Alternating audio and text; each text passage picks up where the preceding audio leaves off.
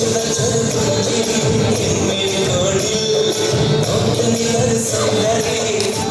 ഒരു ദിവസത്തെ പറ്റിയാണ് എക്സൈറ്റ്മെന്റ് അങ്ങേ തലയാണ്. ഞങ്ങളെ കുടുംബത്തിൽ ഇങ്ങനൊരു കല്യാണം അല്ല. ഇനിയിപ്പോ ഇവളെ കാക്കാന ഇപ്പൊ കസിൻസിന്റെ കല്യാണം കഴിഞ്ഞ ഇവളുടെ ലാസ്റ്റ്.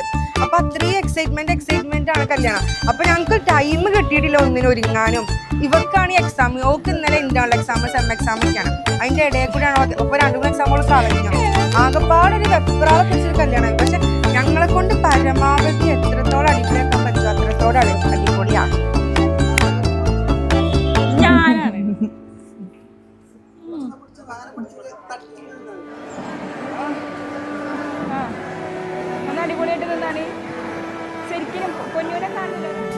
ആളെന്ന് പറയുമ്പം ഭയങ്കര കൂളാണ്, ഭയങ്കര കാമാണ്, എല്ലാ കാര്യങ്ങളും ഭയങ്കര കൂളായി കണ്ടെടുക്കുന്ന ഒരാളാണ്.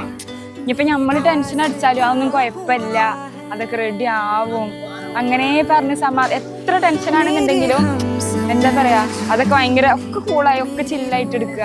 എന്താ പറയാ സാഹചര്യത്തിനനുസരിച്ച് പെരുമാറി അങ്ങനെ ഒരു എല്ലാം കൊണ്ടും നല്ലൊരു വ്യക്തിയാണ്.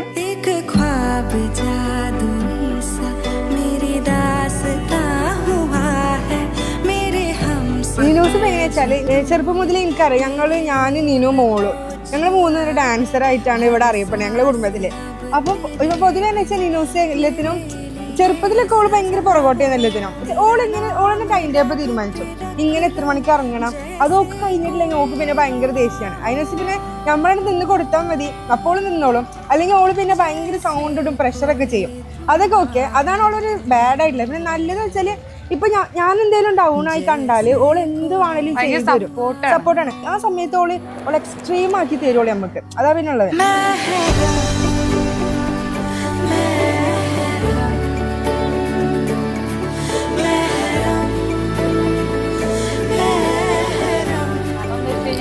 ഓളാണ് എനിക്ക് ചെറുപ്പം മുതലേ ഓളിൻ്റെ ഒരു ബെസ്റ്റ് ഫ്രണ്ടാണ്.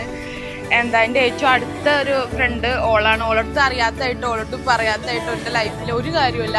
എല്ലാം ഞങ്ങൾ അങ്ങോട്ടും ഇങ്ങോട്ടും ഷെയർ ചെയ്യും. ഓളതായാലും എൻ്റെ അടുത്ത് പറയും, ഇൻ്റെതായാലും ഞാൻ ഓളടുത്ത് പറയും. എന്തായാലും ഞാൻ ഓളെന്തായാലും നന്നായിട്ട് മിസ് ചെയ്യും. അതൊക്കെ സംശയം.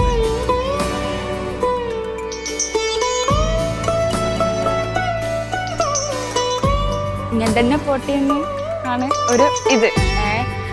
എന്തേലൊക്കെ തെറ്റ് പറ്റിയാലും അതൊക്കെ ഫണ്ണായി കണ്ട് അതൊന്നും കുഴപ്പമില്ല, വെറുതെ കാട്ടില്ലേ അങ്ങനെയൊക്കെ ഇതാക്കിങ്ങാണ്ട് ഫുള്ള് ലൈഫ് അങ്ങനെ പോട്ടെ, ഇതേമാതിരി തന്നെ പോട്ടെ എന്നുള്ളൊരു ഇതിൽ ഇങ്ങനെ അങ്ങനെ.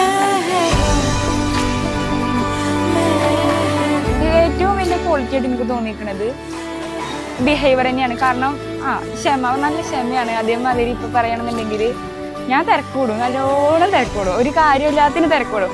എന്തെങ്കിലും കാരണങ്ങൾ ഉണ്ടാക്കി ആലോചിച്ച് പോയി തിരക്കൂടും.